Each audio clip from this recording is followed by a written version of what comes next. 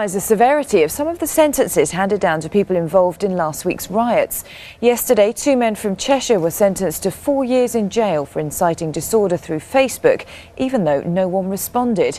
20-year-old Jordan Blackshaw and Perry Sutcliffe Keenan, who's 22, were handed the longest sentences so far following last week's trouble after admitting using the site to plan events that appeared to encourage criminal behaviour. Andrew Nielsen of the Howard League says the public disturbances are seen as an aggravating factor, and that is fair enough, as clearly there are times when the justice system has to be seen to respond to public concern. But there seems to be a complete lack of proportionality to some of the sentences. These make a mockery of proportionality, which is a key principle of the justice system. Police, however, have defended the sentences.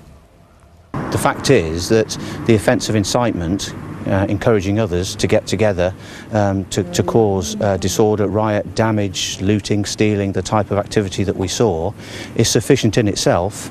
And the gravity, I think, is reflected, the gravity of the sentence is reflected by the national mood at the time and the fear which still exists now. Our political correspondent Sophie Ridge is in Westminster. And Sophie, what will the politicians be saying about this? Will they agree that the sentences are too harsh? Well, I think there's a lot of pressure on the Prime Minister to show that people are going to jail for their involvement in the disturbances that we've seen. And he's already said that he's very keen for them to feel the full force of the law.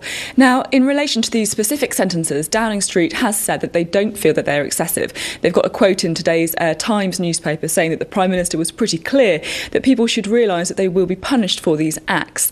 And I think there will be quite a lot of sympathy among people in the public who feel that a clear message should be sent out over what will happen to you if you do take part in the riots that we've seen. On the other hand, however, I think people will be worried about what they see as an inconsistency in sentencing. I mean, 4 years, which was essentially given for setting up a Facebook group. Now, you could expect to get 4 years for mugging with a weapon or grievous bodily harm. And of course, this isn't the first example that we've seen of this very robust sentencing. I think the one that really stood out to me was the woman who was jailed for 5 months for accepting a pair of shorts from her flatmate, even though she wasn't directly involved in the riots herself. So I think it's really going to split opinion amongst the politicians. When it comes to the courts, I think there will be a feeling that they're kind of damned if they do give out these tough sentences, but also damned if they don't. Thanks, Sophie. Sophie Ridge there in Westminster. Well, staying with the riots, detectives investigating the murders of 3 men who were hit by a car